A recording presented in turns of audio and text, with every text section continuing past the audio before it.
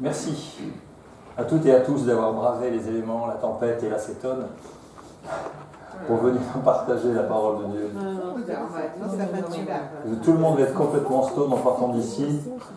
On va sortir, les gens vont se dire dans la rue, mais qu'est-ce qu'ils font dans cet établissement-là? Il y a des gens bizarres qui sortent en riant bêtement. Qu'est-ce qui va se passer?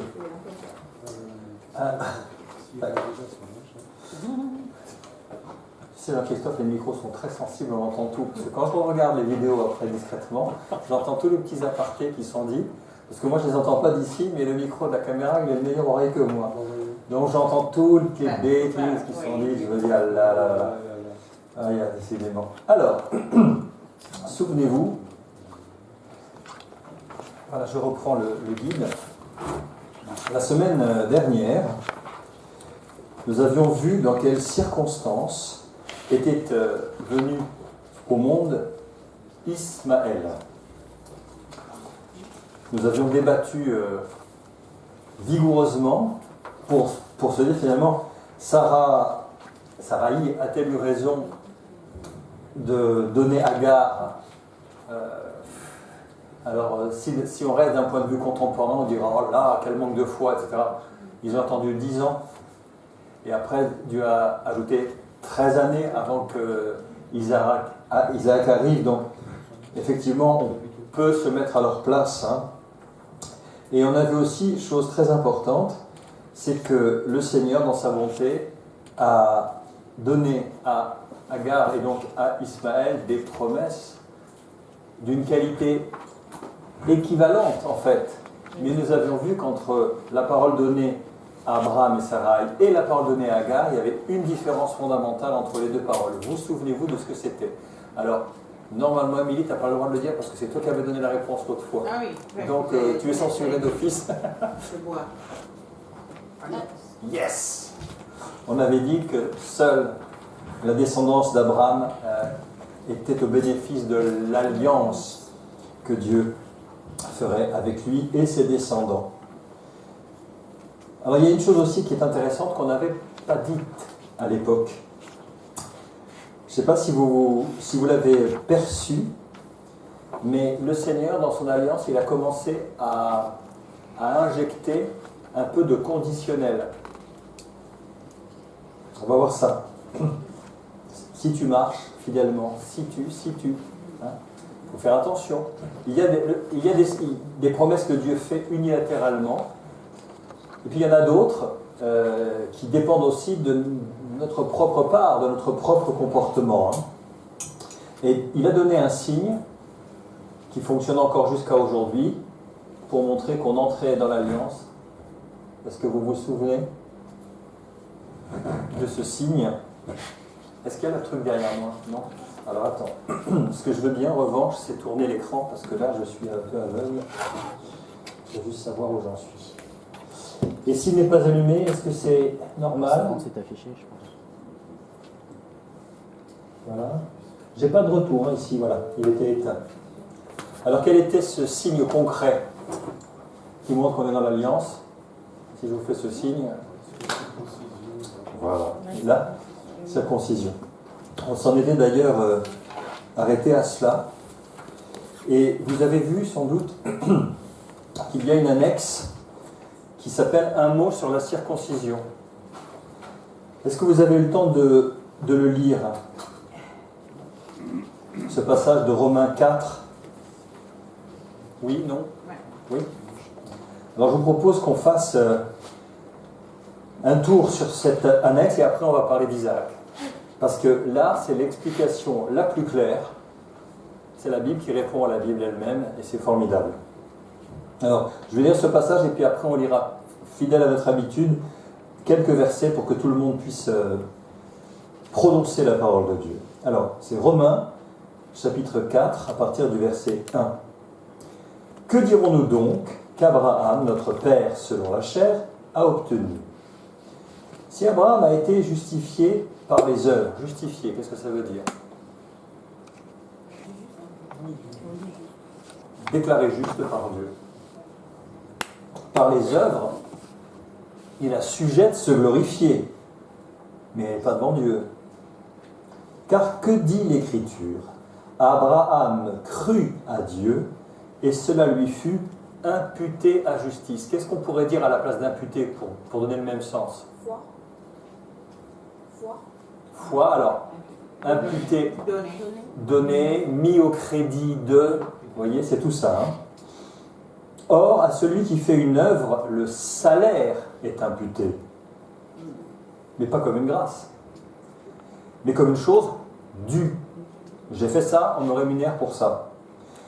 Et à celui qui ne fait pas d'œuvre, mais qui croit en celui qui justifie l'impie, celui qui impie, ça vient de impiété, hein, celui qui ne croit pas, qui est éloigné de Dieu, eh bien sa foi lui est imputée à justice. Est-ce que vous avez déjà la mécanique? Regardez derrière moi. Voilà. Alors, c'est pas ça. C'est... Voilà, c'est ça.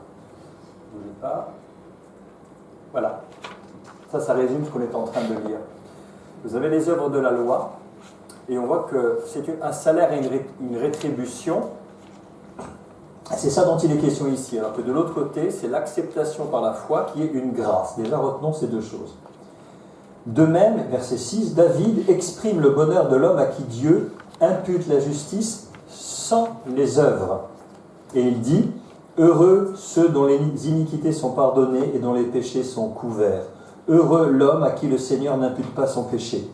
C'est le psaume 38. Ce bonheur, alors là c'est très intéressant, ce bonheur n'est-il que pour les circoncis, c'est-à-dire le peuple juif, ou est-il également pour les incirconcis?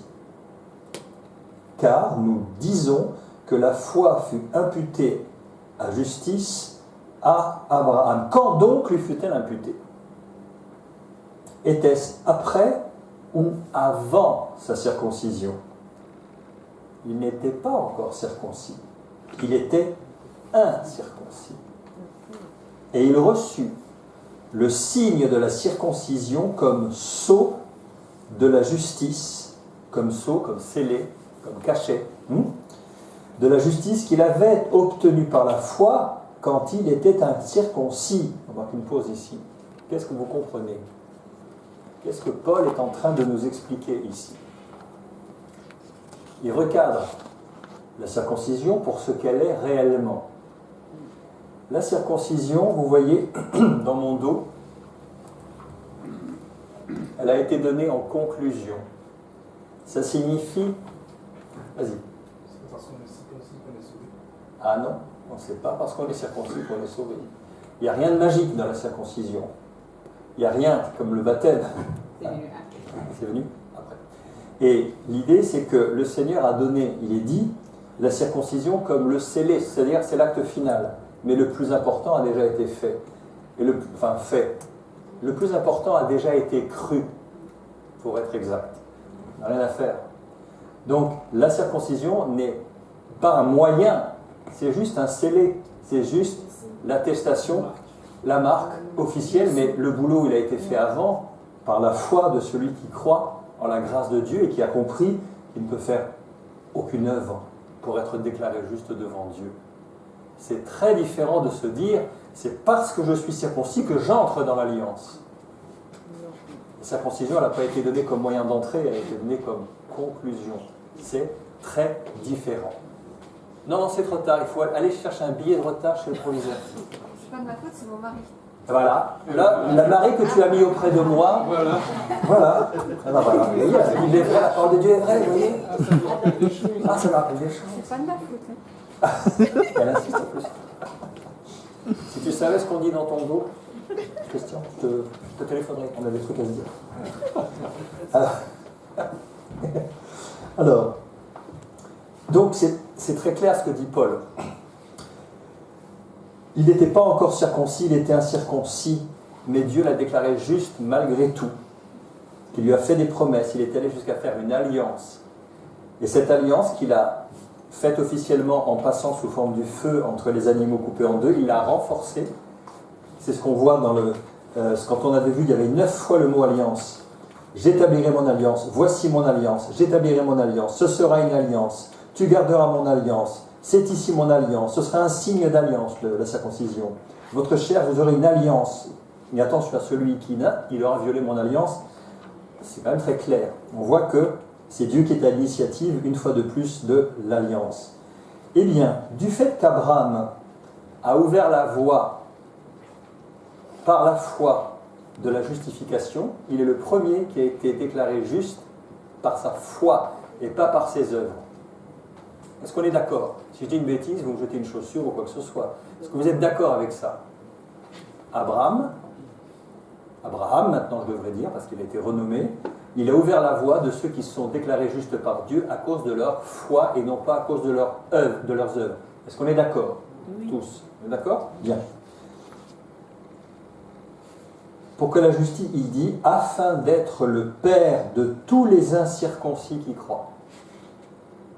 Abraham, il est le père de tous les incirconcis qui croient. C'est très intéressant, parce que ce qui est important ici, ce n'est pas le fait qu'il soit incirconcis, c'est le fait qu'il croit. Pour que la justice leur soit aussi imputée, attribuée, mise à leur crédit, on peut trouver plusieurs termes. Et le père des circoncis, c'est-à-dire du peuple juif aussi, qui ne sont pas simplement circoncis, sous-entendu physiquement, dans la chair, et là il y a une condition. Être circoncis n'est rien en soi, mais encore qui marche sur les traces de la foi de notre père Abraham, et il remet une couche quand il était incirconcis. Qu'est-ce qu'on doit comprendre de tout cela? La justification n'a rien à voir avec la circoncision. Première chose, la circoncision, être circoncis ou pas être circoncis, ça n'apporte rien par rapport à la justification par la grâce. Ça, c'est le premier point. Hugo. Il confirme que Abraham est le père de tous les croyants et la foi n'est pas jugée sur la circoncision puisque Abraham a été circoncis parce qu'il croyait avant. En conclusion et non pas en introduction. Exactement. Et ça nous parle aussi, en filigrane, de l'universalité du salut. Dieu, il a à la pensée tous les peuples. Et on avait lu Ésaïe 56. Aux eunuques qui garderont mes sabbats, je leur réserve une place et un nom préférable à des fils et à des filles. Vous vous souvenez de ce passage? On l'avait lu. En effet, ce n'est pas par la loi, c'est-à-dire l'observance stricte et sans faille de la loi, que l'héritage du monde a été promis à Abraham ou à sa postérité. C'est par la justice de la foi, c'est-à-dire la justice qui s'obtient par la foi. Ça va aussi jusque-là? Oui. Car si les héritiers le sont par la loi, par la réalisation, par les efforts, alors la foi est vaine, c'est pas la peine, ça sert à rien. Et la promesse est annulée. Et écoutez cette phrase. Ça, on va en reparler avec les deux chapitres qui s'appellent « Pourquoi une loi inatteignable ?» Écoutez bien. Car la loi produit la colère. Vous verrez que la loi est un activateur du péché. Qu'est-ce qu'il a dit? Au secours, hérésie. La loi est un activateur du péché. En effet, saisissant l'occasion, c'est-à-dire sur le commandement, la loi produisit en moi toutes sortes de, à cause du commandement. Romains 7. La loi, c'est un activateur du péché. J'ai bien dit activateur, pas simplement un comparateur, un système de mesure qui permet de me dire « Ah oui, oui, j'ai péché ». Non, non, un activateur. Car je n'aurais point connu la convoitise si la loi n'avait pas dit « Tu ne convoiteras pas ». Et le péché, saisissant l'occasion, produisit en moi toutes sortes de convoitises par le commandement. La loi est un activateur du péché. Donc, essayez de l'observer sans faille pour être rendu juste, vous imaginez la folie. On obtient tout le contraire, parce que je n'ai connu le péché que par la loi. Toute religion est vouée à l'échec à cause de ce simple principe. Car là où il n'y a point de loi, il n'y a pas non plus de transgression. C'est logique. C'est pourquoi, et là il parle de nous, les héritiers le sont par la foi, pour que ce soit par grâce, afin que la promesse soit assurée à toute la postérité, non seulement à celle qui est sous la loi, mais aussi à celle qui a la foi d'Abraham, notre Père, à tous. Il renforce le fait qu'Abraham, c'est le père de tous les croyants. Selon qu'il est écrit, je t'ai établi père d'un grand nombre de nations.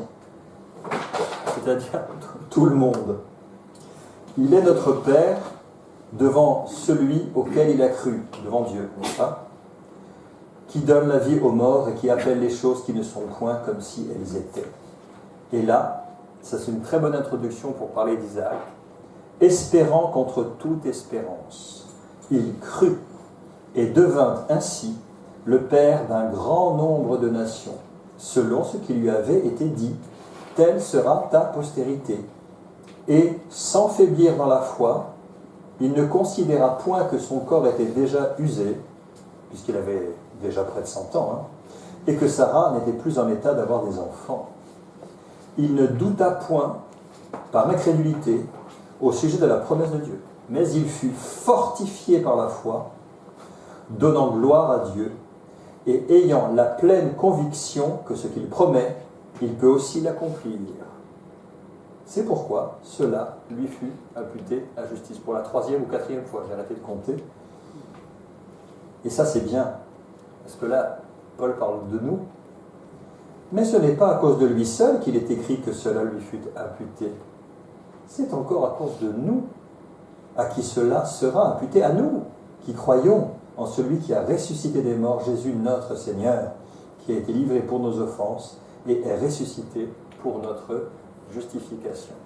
Et là, quand vous mettez en miroir ce passage de Romains 4 par rapport au texte de Genèse 14, 15, 16, 17 et 18 bientôt, on a un éclairage extraordinaire sur le plan du salut de Dieu, qui avait en tête chacune de nos vies, et pas une exclusivité d'une élite ou d'un peuple.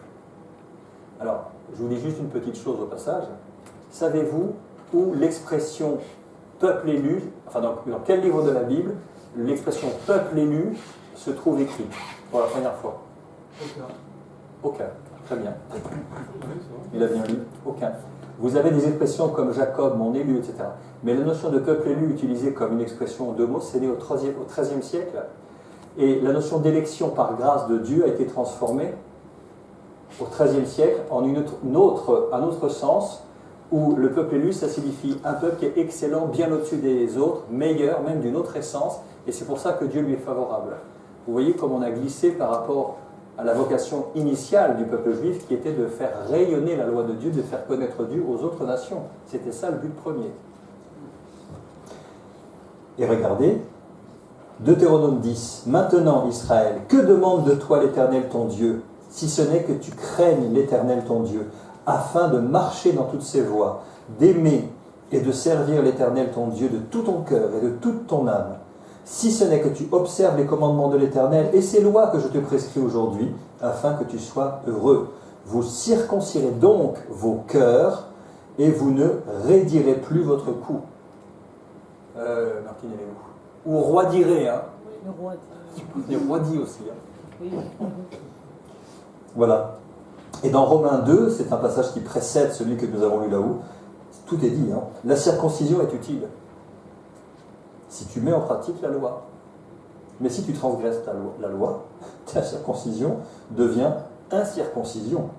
Si donc l'incirconcis observe les ordonnances de la loi, son incirconcision ne sera-t-elle pas tenue pour circoncision?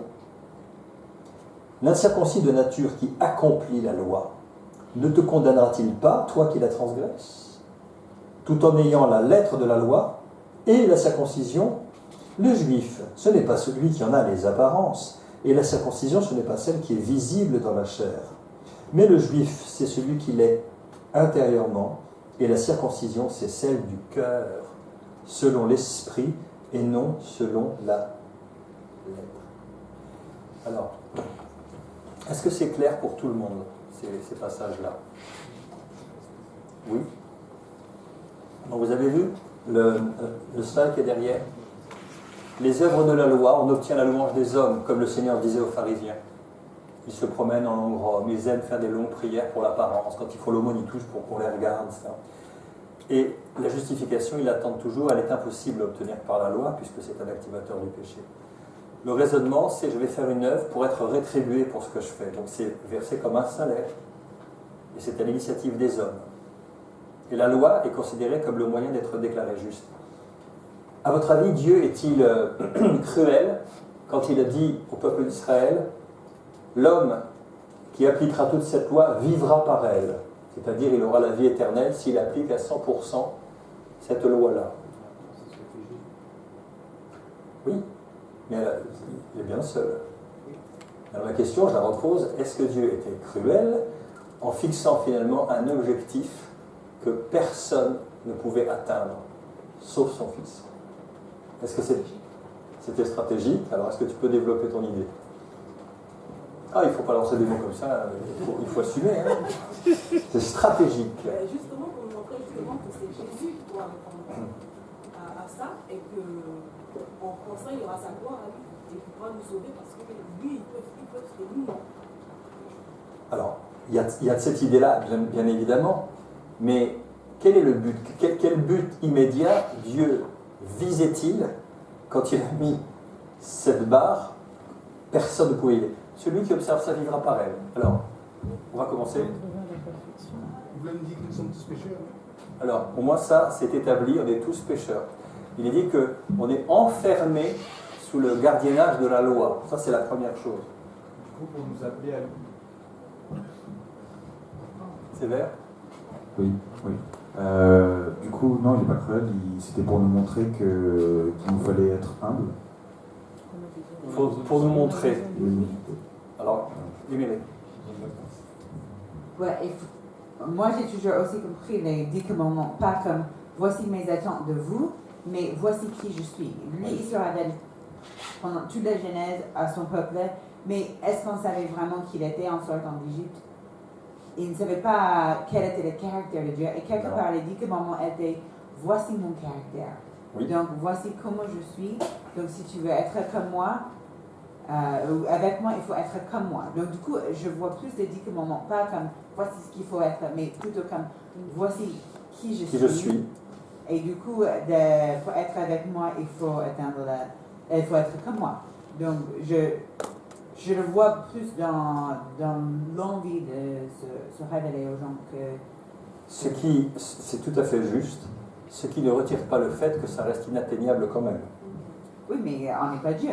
C'est pour montrer la distance entre lui et nous. Donc s'il montre qui il est, du coup on se rend compte de qui nous sommes. Est-ce que c'est pas une forme aussi d'idolâtrie de vouloir absolument respecter des lois, de vouloir obtenir quelque chose derrière? Et peut-être qu'en voulant le faire... Est-ce que c'est pas, je vous dis, une sorte d'idolâtrie de vouloir absolument respecter, accomplir la loi? Voilà, et finalement, on n'apprend pas à connaître Dieu réellement.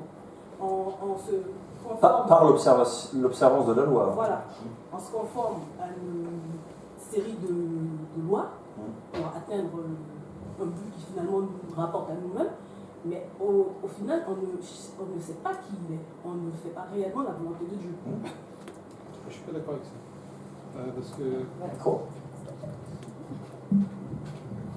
Non, moi j'ai le souvenir, au contraire, des 10 commandements.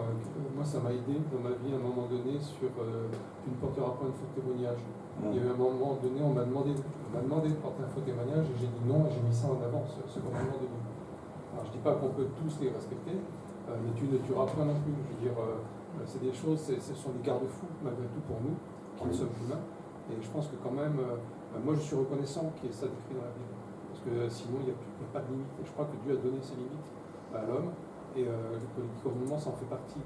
Après, je ne dis pas qu'on réussit justement à tous les accomplir, mais il y a un moment dans notre vie, on peut avoir des moments qui sont clés dans nos vies, où à un moment donné on est confronté justement à une situation, et là, pour moi c'est le soutien de Dieu qui était venu à mon esprit à ce moment-là, et j'ai pu dire à la personne ça, elle s'est mise dans une colère noire, elle est partie, moi j'étais liquéfié, oui. Mais j'étais reconnaissant à Dieu. J'avais passé une épreuve, mais voilà. D'accord. Alors, on sait que Christ est la parole incarnée. Donc il est l'incarnation de la parole même de Dieu.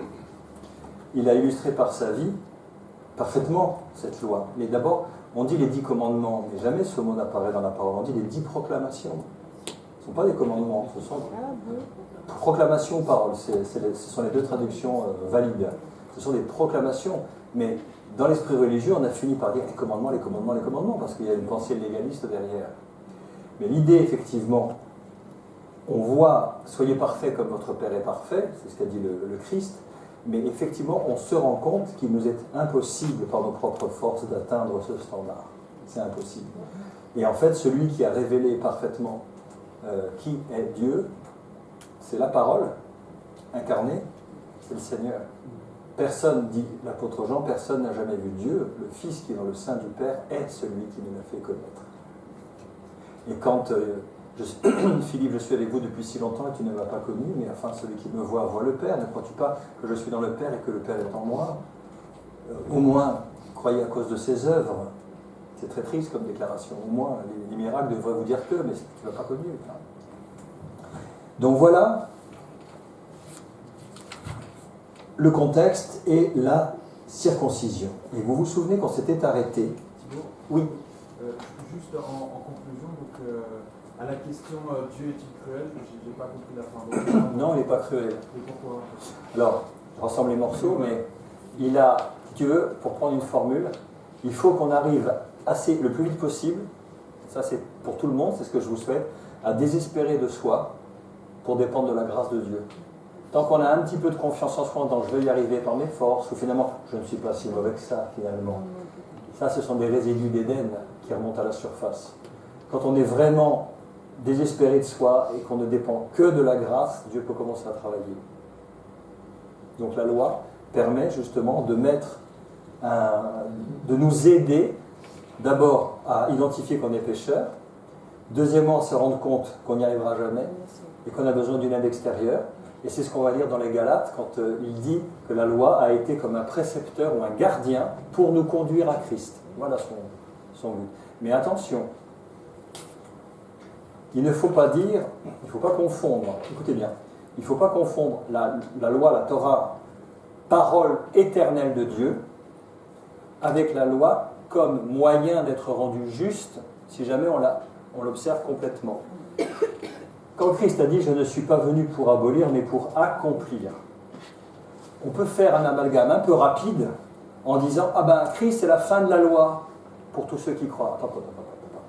Christ, c'est la fin de la loi, c'est-à-dire comme moyen d'être rendu juste. C'est lui qui l'a accompli pour nous, et sa justice nous est attribuée. C'est les échanges de la croix, vous vous souvenez. Mais croyez-vous que la loi, comme parole éternelle de Dieu, on la met au placard et c'est fini? Tu ne feras pas d'idole pour me les associer? Vous croyez que ça s'est arrêté du temps? Non. Ça, la parole de Dieu, elle est éternelle. Il dit dans Ésaïe, je suis l'Éternel, c'est là mon nom. Ma bouche proclame ce qui est droit et ma parole ne sera pas révoquée. Donc, il ne faut pas mélanger les deux, hein, d'accord? Et on s'était arrêté juste à la fin du chapitre 17, où on avait vu que tous les hommes sont passés à la circoncision, Abraham le premier, 99 ans, et puis aussi bien ceux de sa maison ou à qui a pris l'argent, tous les hommes ont été circoncis. Voilà la circonstance. On s'était arrêté là. Et on arrive au chapitre 18. Alors je propose, il n'y a pas grand-chose pour terminer. On lit comme on fait d'habitude, 5 versets chacun. Je ne sais pas qui a le micro. Si vous avez le micro, prenez l'initiative. Non. Nathalie qui va désigner. Hop. Alors, chapitre 18. Non, chapitre 6, verset 18. 18, 1. 18, 1. 16. Ces hommes se levèrent pour partir, et ils regardèrent du côté de Sodome. Non, tu n'es pas dans le bon... on est au chapitre 5 encore. Hein. C'est la deuxième moitié du chapitre. En fait, on a fait cette session en 2 fois.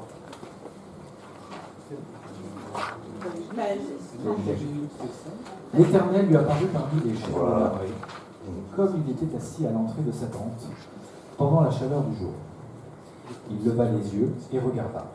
Et voici 3 hommes étaient debout près de lui.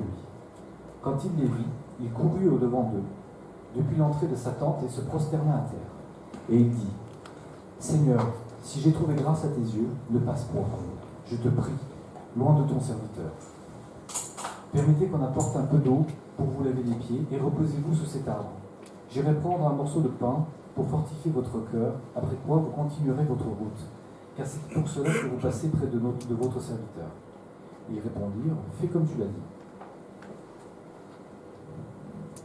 Abraham alla promptement dans sa tente vers Sarah et il dit, « Vite, 3 mesures de fleur de farine, pétris et fais des gâteaux. » Et Abraham courut à son troupeau, prit un veau tendre et bon, et le donna à un serviteur qui se hâta de l'apprêter. Il prit encore de la crème et du lait, avec le veau qu'on avait apprêté, et il les mit devant eux. Il se tint lui-même à leur côté sous l'arbre, et ils mangèrent. Alors il lui dit, « Où est Sarah ta femme ?» Il répondit, « Elle est là dans la tente. »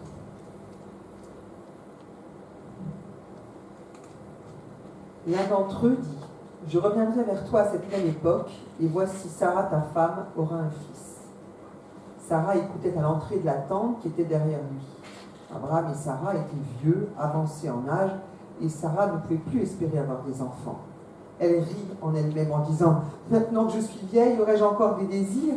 Mon Seigneur aussi est vieux. » L'Éternel dit à Abraham, « Pourquoi donc Sarah a-t-elle ri en disant, est-ce que vraiment j'aurai un enfant, moi qui suis vieille? Y a-t-il rien qui soit étonnant de la part de l'Éternel? Au temps fixé, je reviendrai vers toi, et à cette même époque, et Sarah aura un fils. »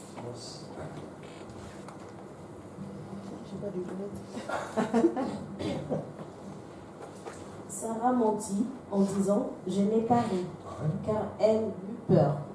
Mais il dit « Au contraire, tu as ri. » L'Éternel se souvint de ce qu'il avait dit à Sarah, et l'Éternel accomplit pour Sarah ce qu'il avait promis. Sarah devint enceinte, et elle enfanta un fils à Abraham dans sa vieillesse, au temps fixé dont Dieu lui avait parlé. Abraham donna le nom d'Isaac au fils qui lui était né, et Sarah lui avait enfanté. Abraham circoncit son fils Isaac, âgé de 8 jours, comme Dieu le lui avait ordonné.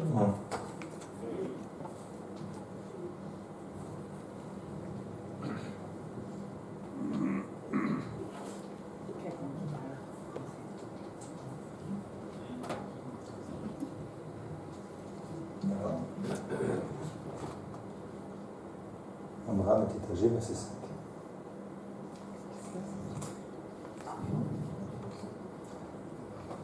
Abraham était âgé de 100 ans à la naissance d'Isaac, son fils. Et Sarah dit, Dieu m'a fait un sujet de rire.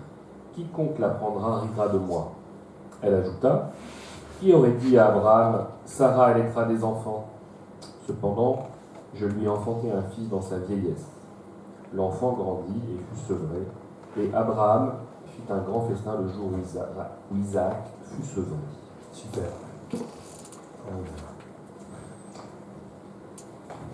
Alors, ce chapitre 18 commence par un épisode un peu mystérieux. On a l'habitude maintenant, cet épisode un peu mystérieux.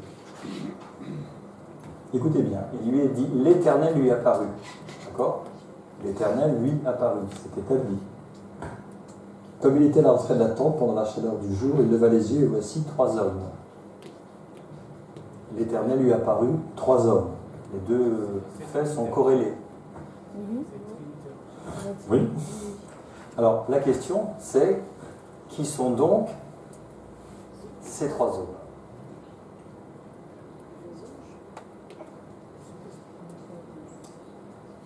Oui. Alors, ils sont 3. Ça fait penser à la Trinité. D'accord. Mais alors, un peu plus tard, quand il y a l'épisode de Sodome et Gomorrhe, combien arrivent à la ville? Plus que 2. Alors, les combinaisons possibles, c'est quoi? Est-ce que c'est le Père, le Fils, le Saint-Esprit? Si c'est ça, c'est le seul cas, ce serait le seul cas dans toute la Bible où la Trinité entière se déplace en personne. Habituellement, l'Esprit de Dieu ou l'ange de l'Éternel sont envoyés comme messagers représentant fidèlement l'autorité de Dieu. Ou alors, il y a une Christophanie, vous vous souvenez? C'est l'un des 3, c'est l'ange de l'Éternel, et il est accompagné de 2 anges destructeurs, puisqu'ils sont en charge d'appliquer le jugement sur Sodome et Gomorrhe. Parce que, souvenez-vous que quand il est dit un moment, après que tous ces épisodes se sont passés, il est dit l'Éternel regarda du côté de Sodome. Puis il commence à marcher. Mais on voit qu'ils ne sont plus que deux à arriver à la ville. Abraham, il a compris ce qui allait se passer. C'est pour ça qu'il intercède. On va parler beaucoup de l'intercession, on va la mettre en pratique la prochaine fois. Et il est dit à un moment, à propos de l'Éternel, je suis descendu pour voir si ce qu'on m'a dit est vrai. Puis après, ils ne sont plus que deux. Donc, vous vous souvenez de ça, je ne suis pas clair. Ils sont trois. Au moment où ils se mettent en marche, on ne sait. Non, on ne l'a pas fait, c'est pour le chapitre 6, mais je prends un peu d'avance. Ils sont trois. Ils marchent vers Sodome. À un moment, il dit cacherai-je à Abraham ce que je vais faire? Certainement, elle deviendra une grande nation. Et puis il est dit de Osée, l'Éternel ne fait rien sans en parler à ses serviteurs, les prophètes. Hein, d'accord?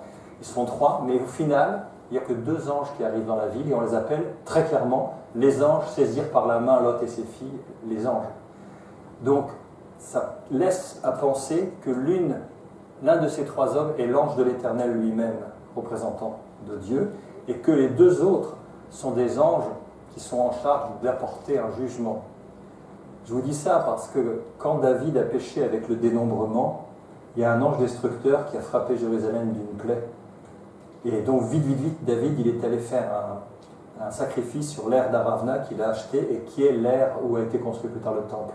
Il est dit, et la plaie s'arrêta, et Dieu dit à l'ange, retiens ta main. Donc on voit bien que Dieu parle à un ange. Vous voyez à peu près ce que je dis? Voilà. Et alors qu'est-ce qu'ils avaient d'extraordinaire pour trois hommes arrivent, bon ok, trois hommes arrivent dans la chaleur, mais qu'est-ce que fait Abraham? Il leva les yeux, il regarda, il se prosterne. Tout de suite, il va vers eux et il se prosterne à terre. Alors quand on vous dit se prosterne à terre, c'est vraiment, il se couche complètement. C'est pas il met un genou à terre, il fléchit un genou, quoi que ce soit. Il se met, alors c'est le signe de l'humiliation la plus grande de s'abaisser face à Dieu, en gros. Alors après, on peut parler en long, en large, en travers. Comment a-t-il reconnu? Est-ce que c'est spirituellement? Est-ce qu'il rayonnait? Le texte ne le dit pas. Mais lui, Abraham, en tout cas, il a su très bien à qui il avait affaire. Comment le savait-il, à votre avis? Ouais, comment est-ce que Pierre savait que c'était Élie et il savait? Moïse et Élie. Oui. Tiens, on va mettre deux tentes. Oui. Une pour mais Moïse. comment est-ce qu'il savait l'identité? Il savait qui c'était. Donc, C'est pas l'apparence. Alors, oui, puisqu'il regarda. Donc c'est forcément par la vue qu'il a reconnu quelque chose. Je veux dire, comme ils étaient habillés, comment ils se présentaient, parce qu'ils disaient Seigneur, non? On ne sait pas. Mais n'oubliez pas, Abraham n'est pas un débutant. Il a déjà vu l'Éternel 2 fois. Donc, il l'a reconnu. Il ne l'a pas connu, il l'a reconnu. Et là, ça n'a pas traîné. Tout de suite, il s'est prosterné. Moi, j'aime cet épisode, ça me fait frissonner quand je le dis. Il leva les yeux, voici 3 hommes étaient debout près de lui.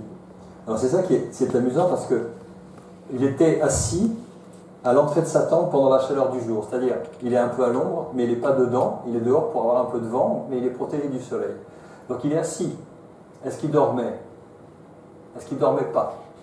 Il était assis à l'entrée de sa tente. Et puis on a l'impression, il lève les yeux, on a l'impression qu'ils sont tous les trois devant lui. Tout de suite, il lève ses yeux, et ils étaient là, debout, près de lui. Et quand il les vit, il courut devant eux. Donc ils sont quand même à une certaine distance, et là, paf, il se prosterne en signe d'adoration, de respect et d'humiliation, d'humilité. Et il dit, Seigneur, si j'ai trouvé grâce, alors, ce mot tombe bien, si j'ai trouvé grâce à tes yeux, ne passe pas, je te prie, loin de ton serviteur. Permettez qu'on apporte un peu d'eau pour laver vos pieds, ça c'est... Ah, c'est bon, oui. La pile est encore morte. Ah non, appelez-moi le directeur, ça va pas du tout. Je crois que la pile doit être... Oui, il est éteint. Il est presque éteint. Allô, 1, 2, 3. 1, 2, 1, 2. Alors, tac. On va changer. Non, je sais pas. Tiens, c'est ça. C'est des accus d'ailleurs, c'est pour ça que ça se vide si vite. Alors je vais parler fort pour qu'on soit entendu quand même. Oui, l'hospitalité. Vous vous souvenez de l'épisode de l'évangile de Jean? Comprenez-vous ce que je vous ai fait? Vous m'appelez maître et seigneur, vous dites bien car je le suis. Si donc moi le maître et le seigneur, je vous ai lavé les pieds, vous devez vous laver les pieds les uns les autres, comme je vous ai laissé un exemple. Donc c'est vraiment le signe de s'humilier pour honorer son visiteur, c'est de lui laver les pieds. Ce que fait Abraham. Alors, il y a une phrase intéressante. J'irai prendre un morceau de pain pour fortifier votre cœur, après quoi, merci. Après quoi, vous continuerez votre route. C'est intéressant, ça. Vous avez vu ce qu'il ajoute? Ah, attends, j'allume. 1, 2, 3, 4, 5. Oui, voilà, c'est revenu. Je n'aurais pas forcé trop ma voix. Vous avez vu ce qu'il dit? Après quoi, écoutez bien, vous continuerez votre route, car c'est pour cela que vous passez près de votre serviteur. Qu'est-ce qu'on peut comprendre? C'est très étonnant. On dit qu'il savait qu'il allait venir. Mais il savait qu'il passait.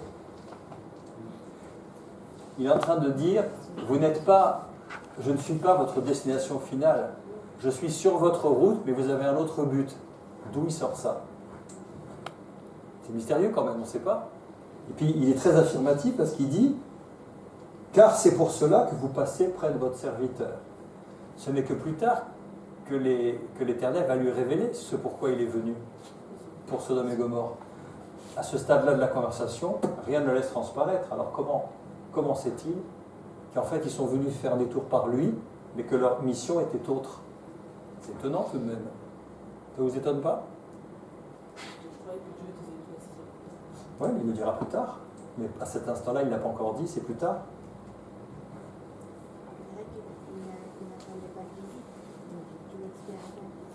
Il n'attendait pas de visite. Ceci dit, bon, en Orient, vous savez comment ça se passe. Je sais qu'en Afrique du Nord, les maisons étaient ouvertes et très souvent les gens débarquent les uns chez les autres. C'est assez ouvert, mais effectivement, il n'a pas un rendez-vous particulier. Et puis, cet épisode, est-ce qu'il se situe, à votre avis, longtemps après la promesse qu'il lui a dit l'année prochaine, à la même époque, Sarah aura un fils? Il avait 99 ans. Oui, certes. Quand il a été circoncis. Oui, mais regardez. C'est un an avant. Regardez au chapitre précédent, verset 21. J'établirai mon alliance avec Isaac, que Sarah t'enfantera à cette époque-ci l'année prochaine. Et là, il lui dit, je reviendrai vers toi à cette même époque, et voici Sarah ta femme aura un fils. Ça s'est passé forcément, pas dans l'année, ça s'est passé très proche de la première promesse, parce qu'il dit à cette époque de l'année. Donc si c'est en été, il n'a pas pu redire ça en hiver ou en automne, c'est très proche, comme si le Seigneur venait confirmer. Mais Abraham sait, je ne sais pas comment il le sait, qu'il ne faisait que passer, lui dire quelque chose, mais que leur mission était tout autre. Il est très affirmatif. Et il va voir Sarah, et c'est intéressant, il lui dit vite 3 mesures de fleurs de farine. Alors là, si je pouvais faire des primes ou des prix, j'ai pas de prix à offrir, ou des coupes, ou des gâteaux, des bonbons, des bons points, je ne sais pas. Mais pouvez-vous retrouver dans le Nouveau Testament l'endroit où il est question de 3 mesures de fleurs de farine? Non, ah oui, dans le Nouveau. Non, parce que si tu vas dans le Lévitique, sur les libations, sur les pains, tout ça, on en parle. Dans le Nouveau. Non.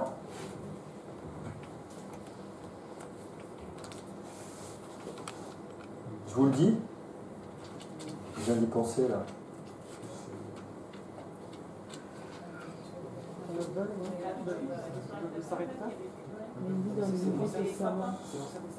C'est l'Ancien Testament, même si c'est rapporté à propos d'Élie, il ne fait aucun miracle si ce n'est.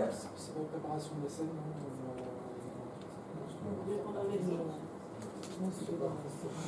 Dans le Nouveau Testament. De mémoire, c'est dans Matthieu 13, les paraboles du royaume. Il leur dit, alors 13, 33, Il leur dit aussi cette parabole. Le royaume des cieux est semblable à du levain qu'une femme a pris et mis dans 3 mesures de farine jusqu'à ce que toute la pâte soit levée. Alors, le fait qu'ils disent fleur de farine, c'est pas neutre, c'est pas rien du tout. Comment ça se passait? La farine, le blé, les grains de blé étaient d'abord passés sur une meule de grosses pierres pour bien tout casser, et ça vous faisait une poudre relativement grossière. Mais cette poudre, après, on pouvait la repasser sur une autre meule avec un grain beaucoup plus fin, et on obtenait presque du talc, tellement c'était fin. Mais avant d'obtenir du talc, il fallait moudre et moudre et moudre et moudre, ce qui fait que cette fleur de farine, on ne l'utilisait pas pour rien. On l'utilisait que dans les grandes occasions, et notamment dans tout le rite, enfin je ne vais pas dire le rite, mais le culte de Moïse, mosaïque qu'on appelle. Et quand Dieu explique les holocaustes, les sacrifices, les pains de proposition, on met de l'huile dessus, on brûle de l'encens sur les pains, on les fait de telle manière, on les pétrit avec de l'huile, etc. C'est pas pour nous casser les pieds que ces descriptions sont données, parce que tout a un sens spirituel. Alors, la fine fleur de farine, à votre avis, ça nous parle de quoi? C'est fin, il n'y a pas d'impureté, c'est tout blanc, mieux que ça. Là, la sainteté, c'est la sainteté. La fine fleur de farine, c'est la sainteté. C'est ça qu'on offrait au Seigneur. Pourquoi est-ce qu'ils avaient besoin d'autant? Pourquoi ils avaient besoin d'autant?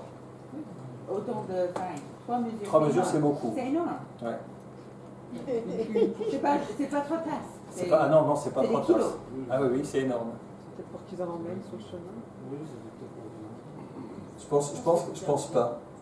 Je pense pas. Mais il a bien dit 3 mesures. 20 kilos. Oui, c'est ça. Une mesure, c'est 20 kilos. Non, la totalité, je crois.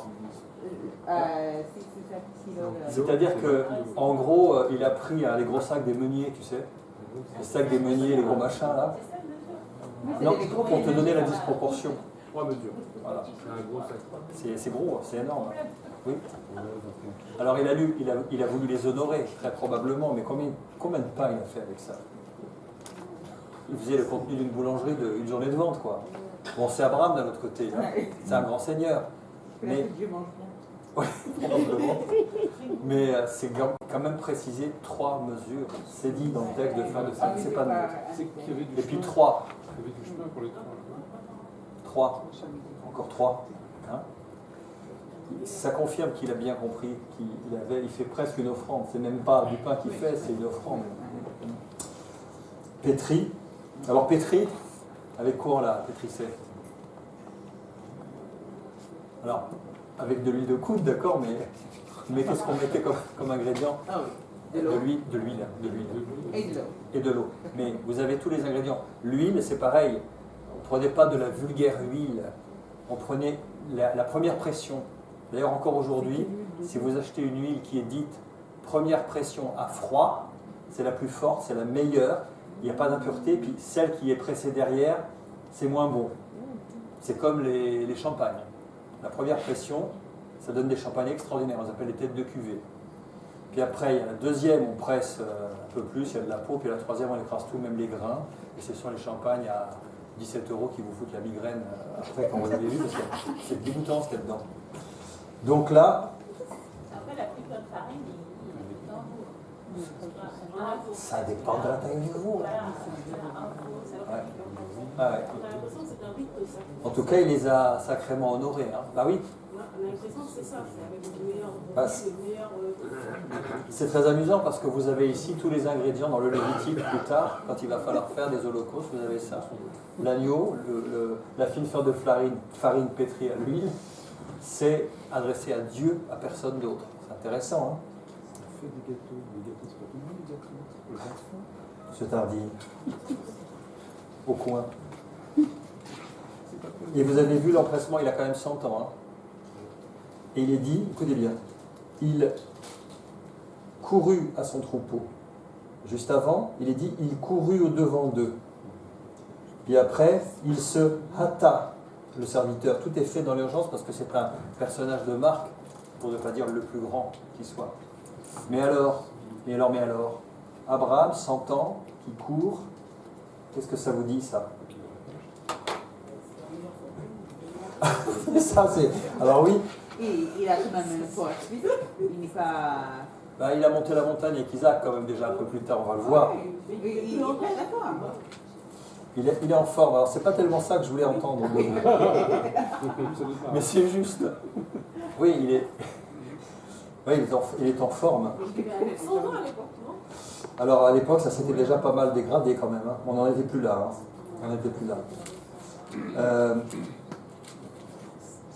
Qu'est-ce que ça veut dire en Orient qu'un homme court?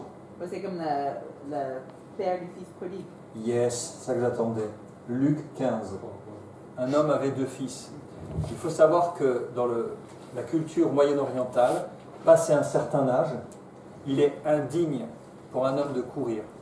Un homme, il ne court plus. Il est posé, il maîtrise sa vie. C'est un patriarche, il ne doit pas courir. Ce sont les jeunes et les écervelés qui courent. L'homme, en Orient, c'est comme ça. Et puis en plus de ça, pour courir, il faut remonter sa tunique. Et on monte ses jambes. C'est une honte. Et Abraham, il n'en a rien à faire de son image. Pourtant, il est observé. Hein. Il relève et il court. Il va voir le serviteur, dépêche-toi. Il va voir Sarah, dépêche-toi, machin. Il les voit, il court devant eux. Il s'en fiche de s'humilier, il s'en fiche de faire des choses qui ne sont pas dans les convenances. Parce qu'il sait qu'il a en face de lui l'ange de l'Éternel, qu'il a déjà vu 2 fois. Et on voit dans la parabole, quand le fils prodigue revient, il vient, mon père, j'ai péché, etc. Il est dit que le père courut à sa rencontre, il lui donna l'anneau, la robe blanche. Le père, il s'en fout de sa réputation si son fils revient. Et puis, il y a un autre épisode aussi, toujours dans l'évangile, c'était Luc 15, toujours dans l'évangile de Luc, mais c'est raconté dans 2 autres évangiles, c'est la fille de Jairus, le chef de la synagogue. Le chef de synagogue, c'est le rabbin. Eh bien non, c'est pas le rabbin. Le chef de la synagogue, c'est une responsabilité, le rabbin, c'en est une autre. Donc ne pensez pas que le chef de la synagogue, c'est le rabbin. Ce sont 2 rôles différents. Qu'est-ce qu'il fait? Il courut au-devant de Jésus en disant, Maître, viens vite, ma fille, etc. Vous croyez que sa dignité pesait plus lourd que sa fille qui était en train de courir, il n'avait rien à faire. Devant tout le monde, il est venu se jeter aux pieds de Jésus. Donc pour courir, lui aussi, il a remonté sa tunique, il a fait quelque chose d'unique. Donc vous voyez, quand l'enjeu en vaut la peine, son ego, on s'en fiche complètement. Mais quand Dieu nous demande de faire des choses un peu folles, on a des amis qui, comme Tamaga qu'on a vu, ont des ministères prophétiques et qui ont entendu Dieu leur demander de faire des choses absolument aberrantes. Et il dit, mais non. Alors, à un moment, j'ai 2 exemples qui me viennent. Un homme qui a un ministère prophétique, et puis à un moment, il est en train de prêcher la parole de Dieu, et Dieu lui dit très très clairement, dis-lui que je l'aime. Alors, le prophète habitué à des révélations peut-être plus prestigieuses, pendant qu'il continue à prêcher, il a un dialogue. Seigneur, c'est un peu bateau, Jésus t'aime. D'accord, on met ça sur les signets qui servent de marque-page, mais il continue à prêcher. Puis dis-lui, Jésus t'aime. Pour la 2e fois, il résiste. Puis il continue, puis une 3e fois, le Saint-Esprit insiste vraiment en disant, maintenant, dis-le. Alors il s'arrête en pleine prédique et il dit, voilà, l'Esprit de Dieu m'appelle très, très clairement à dire pour une personne ici que oui, Dieu t'aime. Et puis il a continué. Et à la fin, il y a une jeune fille qui est venue le voir, qui avait dit, Seigneur, si tu ne me dis pas aujourd'hui que tu m'aimes, je me suicide ce soir. Vous imaginez ça? Ou alors un pasteur de 74 ans qui disait, je suis né vraiment de nouveau à 72 ans. Jusqu'à présent, j'étais bien rangé, puis un jour, l'esprit m'a chamboulé, et ma vie a commencé vraiment là. Et à un moment, il rentrait d'une réunion tardive sur l'autoroute, et l'esprit lui dit, tu sors à la prochaine bretelle, et tu vas dans le bar de biker qui s'appelle, je sais pas quoi, le Cactus Charlie, j'en sais rien. Tu vas voir la barmaid, et tu vas lui dire que je l'aime. Bon, et il lui montre en vision la devanture du bar de biker. Alors, le pasteur de 74 ans, il sort à la bretelle, Il arrive, il voit effectivement le truc, comme vous pouvez imaginer, hein, les gars, les Angels, tout ça. Donc lui, pasteur, il entre au milieu de tout ça, il va directement, il y avait une barmaid au comptoir, il lui dit voilà, je me présente, je suis pasteur machin, voilà, Dieu me dit vraiment de vous dire qu'il vous aime. Elle fond en larmes parce qu'elle aussi, elle voulait mettre fin à ses jours le soir même. Elle a dit je termine, je vais faire la boutique, je rentre et je me suicide. Bon. Et dans des cas un peu plus particuliers, c'était Smith Wigglesworth, qui avait un monsieur qui était lourdement handicapé et il avait des, comme on faisait au 19e siècle, vous savez, des armatures en fer pour aider aux jambes. On ne fait plus ça aujourd'hui, mais il y avait des grosses armatures. Et Smith Wigglesworth, il est là et il dit, je sais, le Seigneur me dit qu'il va faire une guérison extraordinaire, miraculeuse, et il appelle ce monsieur, il dit, rejoignez-moi. Alors le monsieur, il vient, avec tout son attirail aux jambes et autres, il monte 3 marches, et Smith Wigglesworth le pousse du pied. Et le fait, il tombe en arrière. Alors tout le monde est très choqué. Il lui dit, relève-toi, reviens. Alors il se relève péniblement, il remonte, il le repousse du pied. Alors on dit, il est fou, ça y est, il a pété les plombs, quoi. Il dit, remonte ici, au nom de Jésus, remonte. Il remonte. Cette fois-ci, il le pousse une 3e fois. Il retombe à terre. Toutes les ferrures sont disloquées, cassées. Et le gars, il se relève et il dit, mais j'en ai plus besoin. Il s'est mis à courir tout autour de la salle. Bon, est-ce que vous croyez que Ézéchiel, il était fier quand on lui a dit, tu vas rester plus de 300 jours sur le flanc droit, face à la muraille, tu vas cuisiner sur des excréments, etc. Ta cuisine, tu vas faire un trou dans la muraille et tu vas partir comme un voleur pour qu'on te voie. Et puis Jérémie, tu vas prendre 2 morceaux de bois, tu vas écrire Israël et Juda, tu vas les assembler. Les gestes prophétiques que l'on peut faire paraissent complètement fous. Complètement fous. Mais ça marque quelque chose et la parole de Dieu se met en action. Hein. Donc il n'en avait rien à faire qu'on voit ses mollets, Abraham. Et il a couru. Et vers la fin, il se tint lui-même. Ouais. Il n'était même pas passé par ses serviteurs. Exactement. Pour un patriarche, c'est pas... Il se tint lui-même à leur côté sous l'arbre. Et il mangeait. Alors ça c'est bien, c'est la communion. Hein. Ça c'est magnifique. Et alors moi j'aime bien ça. Ils sont en train de manger. Alors, on rêverait d'être une petite mouche ou un petit lézard dans un coin pour savoir ce qu'ils se sont dit. Mais tout à coup c'est... Où Sarah ta femme? Bon bah il dit, bah, elle est là, dans la tente. Dans la tente et dans la tente d'ailleurs, hein, dans les deux, hein, finalement. Et l'un d'entre eux dit, je reviendrai vers toi à cette même époque. Et voici, Sarah, ta femme, aura un fils. Exactement ce qui avait été dit juste avant. Et Sarah, donc elle écoutait à l'entrée de la tente, depuis le début. Hein, et qui était derrière lui, Abraham et Sarah étaient vieux. Alors, pour encore plus renforcer, on nous répète pour la énième fois qu'ils étaient vieux avancés en âge. Hein, vraiment pour qu'on comprenne bien qu'à vue humaine, c'était absolument impossible. Et il est dit, elle rit en elle-même, alors, maintenant que je suis vieille, aurais-je encore des désirs, et mon Seigneur aussi est vieux. Alors ça nous parle de quoi? Qu'est-ce que vous en pensez? La Sarah? Désespéré. Réaliste. Ah oui, ah, oui, le réalisme de l'homme par rapport à la folie de Dieu qui est plus sage que la sagesse des hommes. Hein. Qu'est-ce qu'on peut dire humainement? Elle est incrédule? Est-ce qu'on peut aller jusque-là? Est-ce qu'elle doute? Comment? Cette jeune dame? Mais elle sait qu'elle a déjà un certain âge et qu'elle a la ménopause. Ah oui, bah oui. Bien passé là, parce qu'elle a 92 ans. Elle a 2 ménopauses. Ah oui, je ne savais pas que c'était cumulatif, j'apprends des choses. Il y a aussi l'aspect physique aussi, le fait de désirer aussi son... Bah oui. C'est pour ça. Voilà. Mais oui, vous connaissez cet état très délicat qu'on a tous connu. On veut croire, les événements sont contraires et on est tiraillé. Ça vous est jamais arrivé ça? Où on dit, on a envie de pleurer en fait, on dit au Seigneur, mais quelque chose en nous s'accroche qui dit non. Il y a une parole qui a été donnée et ça crée une tension en fait. Je ne pense pas que de sa part, c'est un rire moqueur ou quand là-dessus bois de l'eau, tu rigoles. Non, ils ont attendu longtemps. La promesse est là, et puis quand même mince, il se déplace en personne pour redire. C'est pas rien quand même. Mais il s'est passé, n'oubliez pas, 10 années, auquel Dieu a ajouté 13 années. Lui, il a 100 ans, elle en a 92, je crois, quelque chose comme ça. Elle a ce petit rire qui n'est pas un rire moqueur, moi je ne le sens pas irrespectueux ou quoi que ce soit, mais c'est... Bon. Bon, enfin, moi, ce que j'aurais... Elle ne dit pas, elle ne dit pas sous forme d'une affirmation. Elle dit, est-ce que j'aurai encore...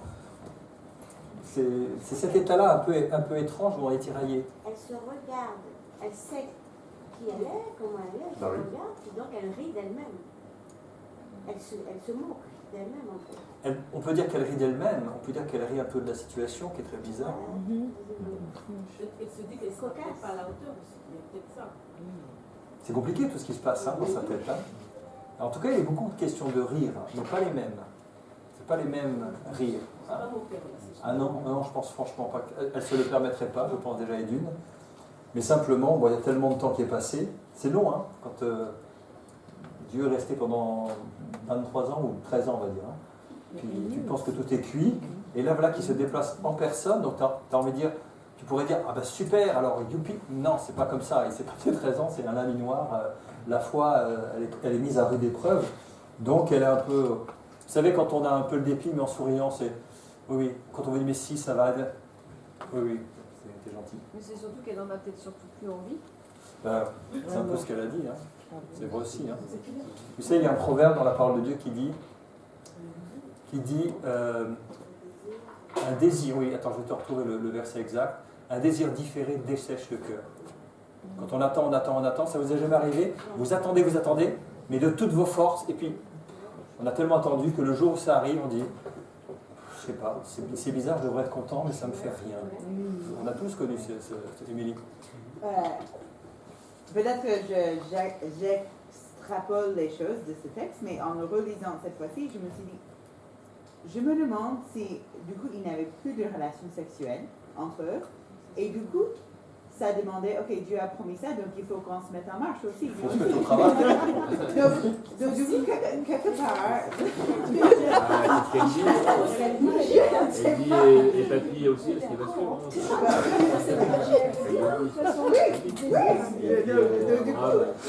Quand même, elle a rigolé, et du coup, elle a dit qu'il y a un moment, ok, on y va, non? Ouais. Alors, j'essaie de chercher de mes souvenirs. Comment on faisait? Bien sûr. Mais c'est ça. Même quand elle dit « aurais-je encore des désirs », ça veut dire que ça fait une belle lurette qu'elle a oublié comment se faire. Non mais, moi c'est ça que j'aime bien dans la parole de Dieu. C'est nous, c'est très concret. C'est pas du romanesque, hein, c'est vrai. Donc le défi est de taille. Alors après c'est pas Dieu qui crée le vouloir le faire. Oui, c'est Dieu qui crée le vouloir et le faire. Oui. Oui, pourquoi pas, c'est vrai. Alors en tout cas, quand on a lu tout à l'heure le passage sur la circoncision de Romains, espérant contre toute espérance, il crut. On a l'impression, en lisant à partir du verset 18 de Romains 4, que le blason d'Abraham est bien rutilant et qu'il n'a pas tellement de failles. Il est dit, quand même, il ne douta point par incrédulité au sujet de la promesse, mais il fut fortifié par la foi, ayant une pleine conviction. C'est quand même très très élogieux. Et on se dit, bon ben, on a l'impression que ce n'est pas le cas de Sarah, mais est-ce que c'est si sûr que ça? Est-ce que c'est aussi tranché que ça? Le fait qu'il fût fortifié dans la foi, c'est que probablement elle avait un peu fléchi à un moment, sinon il n'aurait pas dit ça. Mais il devait en parler, et puis s'il était aussi, comment dirais-je, aussi ferme dans sa foi, quand elle lui a proposé d'aller vers Agar, alors qu'il avait la promesse, il aurait pu dire non, non, non, non, moi non. Il a essayé d'interpréter en disant peut-être que c'est ça que Dieu voulait, donc c'est pas aussi tranché, il ne faut pas commettre l'erreur de dire ah, Sarah la vilaine, elle n'a pas la foi, alors qu'Abraham, quel homme extraordinaire. Ils sont humains comme nous, donc ils sont ballottés par les événements. Et alors là, ça, elle rit en elle-même, donc c'est très discret, c'est comme ça, très discret.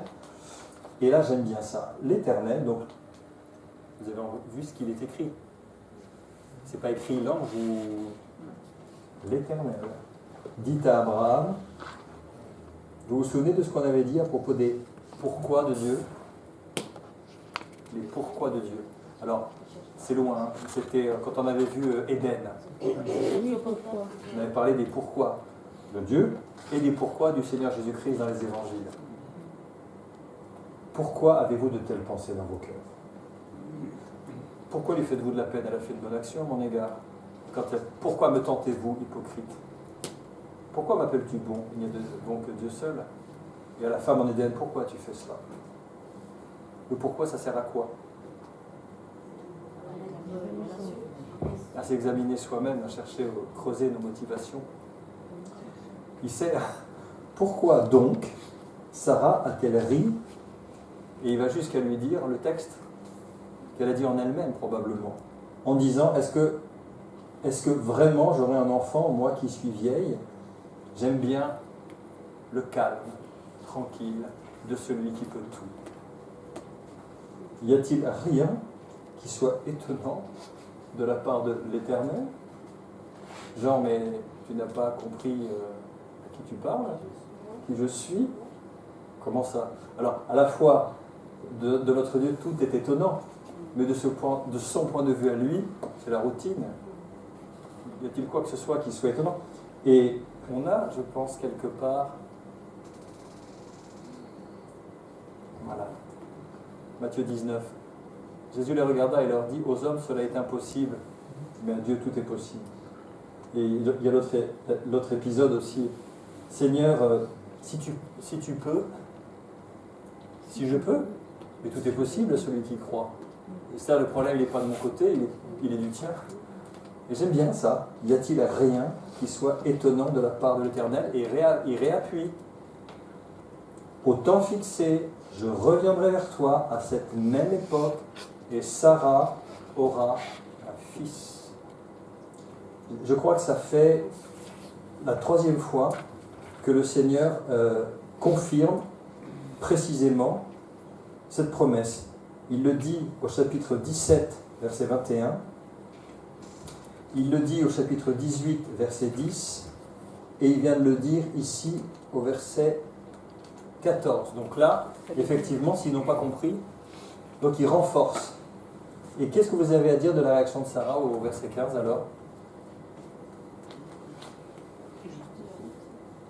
Sarah mentit en disant « Je n'ai pas ri », car elle eut peur. Mais il lui dit « Au contraire, tu as ri ». En fait, elle a ri à l'intérieur d'elle-même. Ouais. Ça Ça ne l'a pas empêché d'entendre, le Seigneur. Oui, mais pour elle, c'est « je n'ai pas ri » comme d'habitude. Parce que des fois, on glousse à l'intérieur, Ouais. mais c'est pas forcément perceptible. Non. Donc elle se dit, tant qu'elle l'a pas entendu, elle... C'est un reste d'Éden. On va toujours se battre contre ça. Ah oui, ça oui, alors là malheureusement oui. Qu'est-ce que tu voulais dire, Cyril? Je veux dire que je remarque aussi que Dieu commence à parler à Abraham, même si c'est le conseil de sa femme. Oui. Et ensuite, lui parle à elle aussi. Parce que du coup, il Comme en parle. Éden. Comme dans l'Éden. Mais alors là, tu vois, dans elle a ri intérieurement, etc. Je pense que qu'elle ait ri intérieurement, ou qu'elle ait ri un peu verbalement, ou que c'était vraiment... Enfin, n'importe qui à cette distance, sous les arbres et la tente, il n'aurait pas entendu, mais c'est Dieu, donc il entend quand même. Mais elle dit, non, j'ai pas ri. À votre avis, pour quelle raison a-t-elle menti quand Dieu l'expose? Ça peur, elle manque C'est de dit foi. qu'elle avait peur. Elle avait peur. Ouais. La promesse soit retirée. Tu penses qu'elle avait peur que la promesse soit retirée? Non, elle avait peur C'est ce qu'elle a d'avoir offensé l'Éternel. Ouais, voilà. Et donc c'est un acte de foi. Parce qu'elle croit en lui, qu'elle a peur de l'offenser. Mhm. Alors, cette réaction, elle est extrêmement humaine. Je ne sais pas si il y a des statistiques sur ces sujets-là, mais le mensonge qui sort aussi spontanément, je pense d'instinct, je dirais d'instinct, c'est pas une statistique, je pense d'instinct, que le premier moteur c'est la peur. Ou la honte, ou les deux mélangés. La première chose, on est pris en faute, hop, tout de suite, c'est comme une deuxième respiration, on n'y pense même pas, paf, c'est la contre... C'est la survie. Instinct de survie. Comme ça, avec le coq, il a fait 3 fois, mais c'est sorti comme ça. Ouais. C'est sorti comme ça. Et ce qui est terrible, c'est qu'on n'apprend pas à nos enfants à mentir. Mais pourtant, c'est inné maintenant. C'est inné, c'est dans C'est mes parents qui m'avaient raconté en Tunisie, un monsieur était rentré dans la clôture, il avait forcé la clôture, et il était monté dans le pommier avec un gros sac, et puis il était en train de voler les pommes, mais il était à 3-4 mètres dans les arbres. Et le maître sort, il avait fini ça, qu'est-ce que tu fais là? C'est pas moi, monsieur. C'était le premier truc. Et c'est vrai que c'est ça. Et vous savez, ça fait penser à ce que disait Jean-Baptiste aux pharisiens quand il leur dit, mais qui vous a appris à fuir la colère à venir? Quand ils viennent hypocritement se faire baptiser, mais qui vous a appris à fuir la colère à venir? Le problème de l'irresponsabilité, c'est un véritable fléau aujourd'hui. Plus personne ne veut prendre ses responsabilités, c'est toujours la faute de... C'est à cause, comme dirait Marie-Laure. Toujours à cause d'un tel. Et on arrive au chapitre 21. L'Éternel se souvint de ce qu'il avait dit à Sarah, et l'Éternel accomplit pour Sarah ce qu'il avait promis. Sarah devint enceinte et elle enfanta un fils à Abraham dans sa vieillesse, et on le redit, au temps fixé dont Dieu lui avait parlé. Donc, comme d'habitude, le Seigneur ne saurait mentir, il n'est pas un homme pour mentir ou un fils de l'homme pour se repentir. Sa bouche proclame ce qui est droit, sa parole ne sera pas révoquée, et ce qu'il promet, il a la puissance de l'accomplir, même si c'est impossible à vue humaine. Donc pour nous, c'est un profond encouragement, pas forcément dans le domaine que de la grossesse, mais dans tous les autres domaines. Il est le Dieu de l'impossible. Alors pourquoi Abraham donna-t-il le nom d'Isaac, son fils? D'abord, qu'est-ce que ça veut dire Isaac? Rire. Il y a beaucoup de questions de rire là, mais plusieurs rires différents. Vous avez vu? Oui? Ben voilà. Vous imaginez, après tant d'attente, le fils arrive, la promesse, tout à coup il dit ça y est, c'est en marche, c'est réel maintenant, c'est bon, c'est en train, je le vois de mes yeux, c'est en train de s'accomplir. Là c'est un rire de joie. Et puis le rire de Sarah, on en a parlé, c'était pas tout à fait un rire de joie. Et puis, alors il y a un truc où il n'a pas dû rire beaucoup, le petit, c'est quand il y a eu la circoncision. Ça effectivement, âgé de 8 jours, vous savez, je vous expliquais les plaquettes sanguines au bout de 8 jours, qu'est-ce que tu veux dire? Fais attention. Qu'est-ce que tu veux dire? Bon. Comme Dieu le lui avait ordonné, donc vous voyez, il est fidèle, il circoncit son fils, et on nous dit qu'il avait 100 ans à la naissance d'Isaac, son fils. Et Sarah dit Dieu m'a fait un sujet de rire. Troisième nature de rire ici, c'est quoi alors? Les autres vont rigoler avec elle. Alors, oui, un sujet de rire, mais elle dit m'a fait un sujet de rire. Comment vous interprétez ça? Émilie pense qu'ils vont se réjouir avec elle, certainement. Mais ouais, ça peut être effectivement des rires un peu limites, quoi, un peu de ricanement. Elle aura un sujet pour lequel rigoler. Elle aura de nouveau la vie dans la maison, donc du coup. Oui, bah, ça c'est sûr. Mais elle dit quand même rira de moi. Elle ne dit pas rira avec moi. M'a fait un sujet de rire. Toi, de ta traduction, tu as rira de moi. C'est ça? Voilà. Alors vous savez, ce que j'ai remarqué, c'est que le rire, les rires, ils peuvent être très très différents. Il y a des rires sains, si j'ose dire, il y a des rires très malsains. Quand, par exemple, Hérode et Pilate devinrent amis d'ennemis qu'ils étaient sur le dos du Seigneur, et ils étaient très contents et se sont réjouis ensemble. Quand les pharisiens se sont frottés les mains, quand ils ont vu que Judas était venu les voir pour livrer le Seigneur, ils se réjouirent. Il y a des rires qui sont sataniques, il y a des rires très très malsains, et puis il y en a qui sont des rires très sincères. Et puis il y a des rires qui sont intérieurs, avec un visage triste. Le cœur peut être content, dit-on dans les proverbes. Et on dit, le cœur connaît ses propres chagrins, et un étranger ne saurait partager sa joie. Il y a des joies et toutes sortes de rires. Mais la peine et la souffrance est toujours vraie. Vous avez remarqué ça? Quand on est plongé dans la souffrance, c'est toujours un instant de vérité. Alors que les joies peuvent être feintes, mélangées, mais la souffrance, là c'est un instant de vérité. C'est peut-être pour ça aussi que c'est le protocole de Dieu.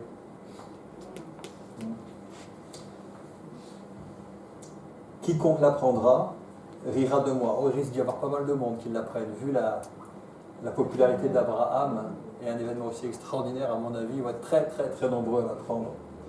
Et elle ajouta, mais, alors ça c'est chouette, qui aurait dit à Abraham, c'est très humain, quand tu nous arrives un truc, t'aurais cru, toi, si on t'avait dit ça il y a une semaine, qu'il se passerait ça. Qui aurait dit à Abraham, et Sarah allaitera, en plus allaitera des enfants. Il y a tout l'équipement avec. Hein. Cependant, je lui ai enfanté un fils dans sa vieillesse. L'enfant grandit et fut sevré. Quel âge avait Ismaël à ce moment-là? Bravo, il avait déjà 13 ans. Ismaël.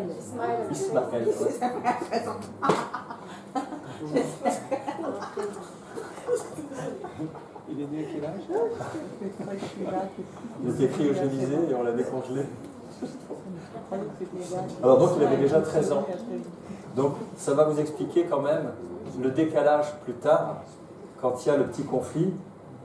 Isaac il est très très jeune et Ismaël c'est déjà un préado. Donc le côté menaçant, c'est, vous voyez, il ne faut pas perdre ça en tête hein, quand on va voir l'épisode qui va suivre après. Et il est dit, l'enfant grandit et fut sevré, et Abraham fit un grand festin le jour où Isaac fut sevré. Donc si pour 3 visiteurs il fait 3 mesures de fleurs de farine, alors qu'est-ce qu'il a dû faire pour cet événement-là, pour la fête complète? Ça veut dire quoi, sevré, là, dans le cas d'Isaac? Sevré, Ouais. bah, ça veut dire que sa mère a arrêté de l'allaiter puis qu'il lui Donc passait il à a l'autre. quel âge à peu près? Non, Ouais, mais alors, Non, à cette époque-là. alors, il faut savoir, alors, Jusqu'à 6 ans. voilà, on ne sait pas, mais il y a pas mal de tribus en Afrique ou autres qui se servent entre guillemets de l'allaitement comme moyen contraceptif, parce que tant qu'il y a allaitement, ça bloque l'ovulation. Pas nécessairement. Mais pas,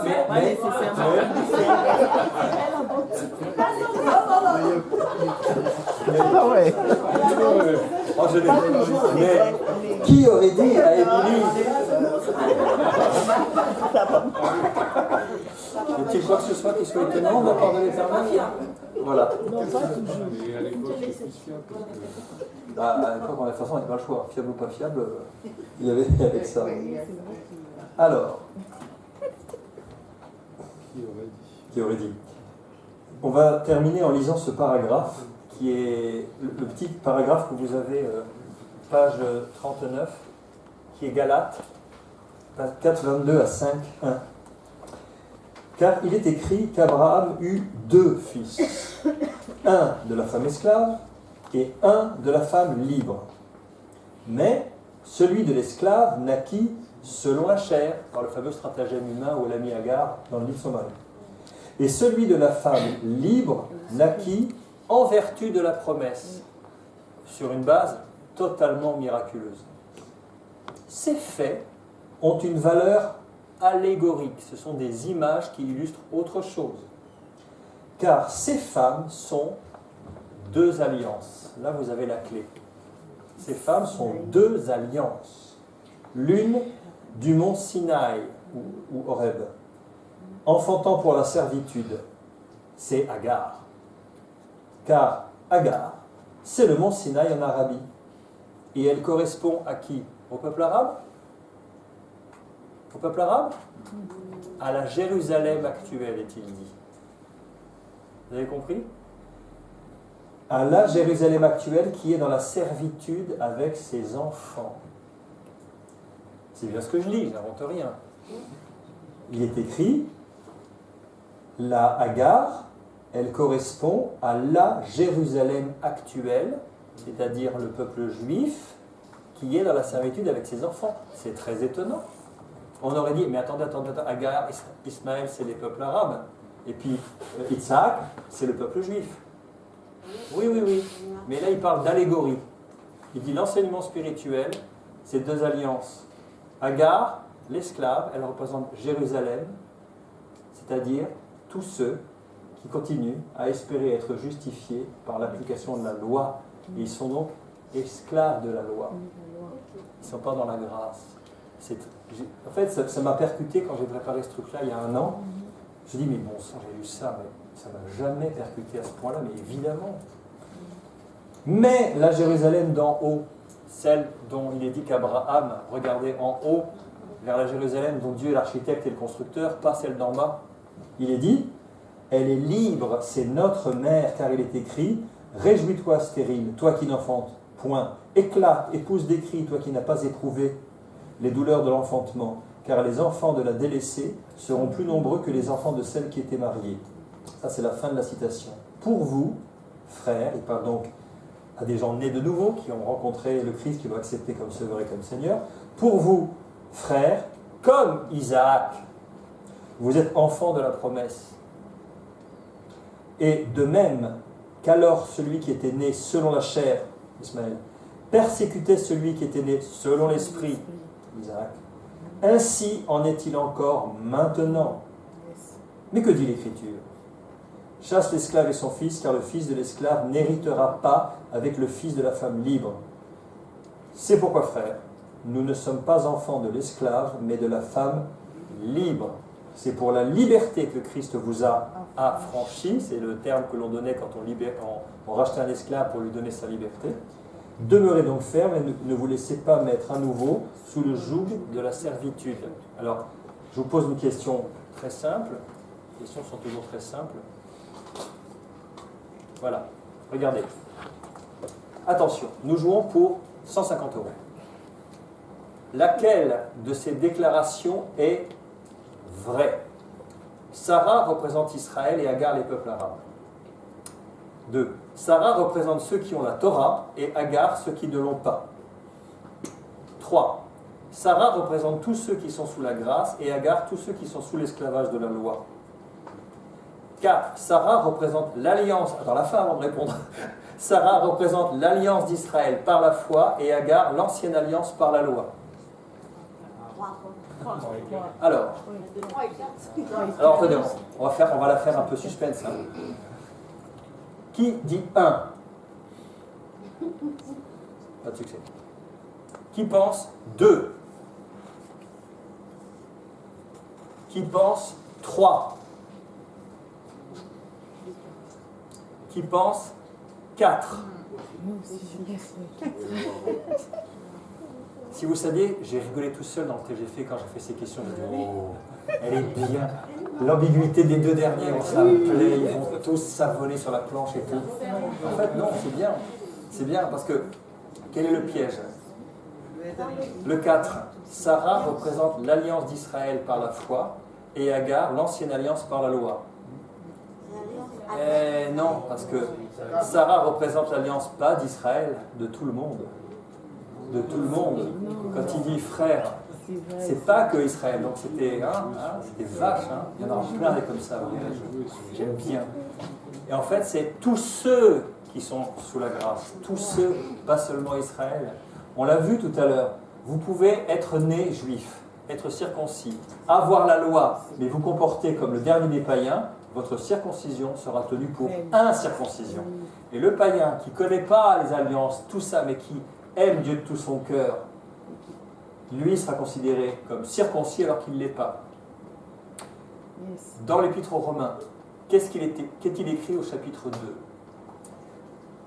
Quand les païens, qui n'ont pas la loi, font naturellement ce que prescrit la loi, ils montrent qu'ils sont une loi pour eux-mêmes, leur conscience en rendant témoignage et leur pensée s'accusant ou se défendant tour à tour.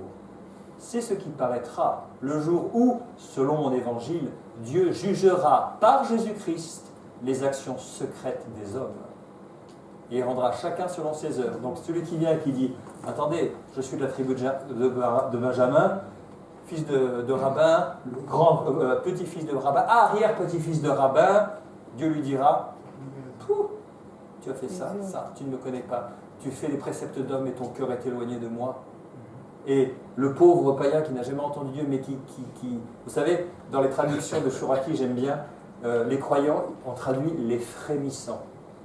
Ceux qui frémissent au nom de l'Éternel. Vous savez, ce respect, pas la peur, hein, le respect, l'Éternel. Là, c'est le Seigneur. C'est le Seigneur, vous savez. Il faut faire attention à ça. Je me souviens de... Je ne sais, vous connaissez, c'est un auteur américain qui a écrit pas mal de livres. Il est vachement connu, c'est pour ça que j'oublie son nom. Max Lucado. Non, c'est pas le cas. Il a écrit un livre sur les 7 erreurs qu'on peut commettre. Il en a fait un sur... oui, le titre c'est Dieu... Oui, il fait Dieu a dit, point d'interrogation sur les faux prophètes, Dieu a dit, ça va me revenir. En fait, ils ont un ministère avec sa femme. Mais il est... Comment tu dis? Non, Derek Prince, il est anglais, il n'est pas américain, il est british. Mais ça va me revenir au moment où j'y penserai plus. En tout cas, il a raconté qu'un jour, il est allé dans une grande convention. Il y avait des pasteurs, enfin que des leaders, des serviteurs. Il y avait, je ne sais pas, 1200 personnes. Et il s'est mis sur la chaire. Il restait comme ça à regarder les gens. Et puis il y avait des brouhahas, ça discutait. Il y en a qui étaient là avec leur téléphone, d'autres qui... Il est resté, écoutez bien, il est resté 10 minutes, c'est long, hein, 10 minutes comme ça à regarder l'assistance, sans sourire, sans bouger, sans parler. Comme ça, il les regardait. Et il leur a dit, personne parmi vous n'a la crainte de Dieu. Ah, wow. Il dit là, maintenant, on va se repentir, parce que ça aurait été le président de je ne sais quoi qui serait venu ici, vous seriez tous au garde-vous. Mais là, Dieu est présent, mais il n'y en a pas un de vous, il n'y a pas de frémissant, quoi. On est léger, on est léger. La crainte de Dieu, c'est quelque chose qu'il faut retrouver dans l'Église. Hein. C'est pas Bevere? Non. C'est ça, John Bevere. C'est lui, merci. John Bevere, ouais. C'est ça, il est resté, terminé. Le Paul Washer aussi, qui dit les choses, même quand elles blessent.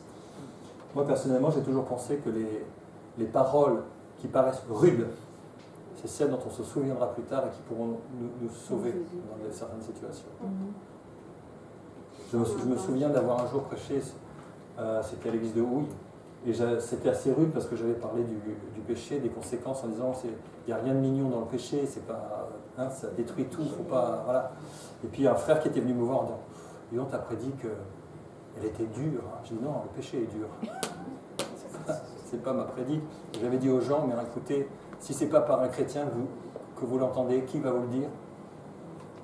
Bon. Et je termine avec un grand prédicateur, un jour, qui était au 19e siècle. Alors encore, j'ai oublié son nom, mais ça va me revenir plus tard. Le président des États-Unis se déplace en personne pour venir dans l'église de ce grand prédicateur. C'est sans doute Spurgeon, je pense, hein, mais à confirmer. Je ne crois pas, mais enfin bon. Et il y a le chef de cabinet du président qui vient, qui va voir Spurgeon. Écoutez, on vous connaît comme un homme de tempérament, mais enfin, c'est quand même le président, donc allez-y mollo. Oui, donc il écoute. Il faisait penser à Michel qui dit ok, mais je dirais que ce que l'Éternel me dira de dire. Donc, le chef de cabinet, il se rasseoir, il dit bon, ça va, je décalerai. Et puis Spurgeon, ou qui il soit, il a commencé à prêcher, etc. Mais vous savez, si vous ne vous repentez, vous périrez. Et vous aussi, monsieur le président. Il a commencé à le pointer. Alors, le chef de cabinet est évidemment liquéfié, et à la fin, le président est venu serrer la main en disant, vous savez, si j'avais 10 hommes de votre trempe avec moi, je changerais la face de ce pays. Et il a été impacté, parce que personne n'ose. Mais lui, il a fait osé, parce qu'il avait une autorité qui était bien supérieure. Qu'est-ce qu'a dit Jésus? Tu n'aurais sûrement aucune autorité s'il ne t'avait été donné d'en haut. Hein. Il sait qui il sert. Bien. Eh bien, oui.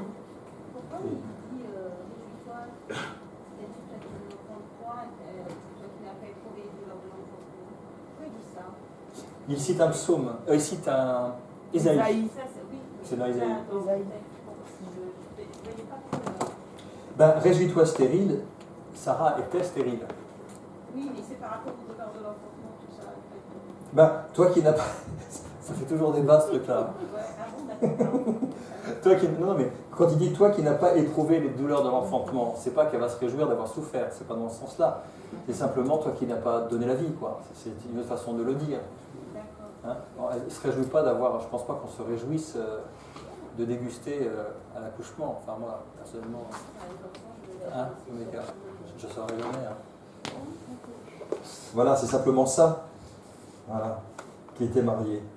Donc, on va garder en tête ce passage pour la fois prochaine.